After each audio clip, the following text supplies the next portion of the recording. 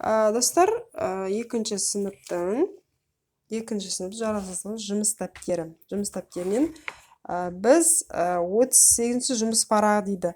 Яғни ай жердің табиғи серігі деген тақырыптағы жұмыс дәптердегі тапсырманы орындаймыз.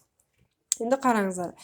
Ай, қыш пен дөңгелек берілген тұжырымдама дұрыс болса, X белгісін дұрыс емес болса, бұлай 0 ма или қалай ол белгісін сәйкес дөңгелекшелерге қой.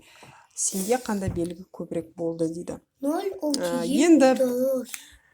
Енді бірінші сұрақ, айда ауа қабаты бар. Бірінші сұрақ, ол дұрыс емес, айда ауа қабаты жоқ.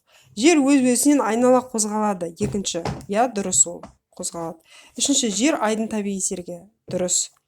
Дұрыс деп біз X деп қойдық. 2 мен 3-ке. Төртінші, күн айдан кішірек. Ол дұрыс емес. 0 деп қойдық. Ай жер ғаламшарынан кішірек. Ол дұрыс деп қойдық. Бесінші, жер айда айнала қозғалады. Оны біз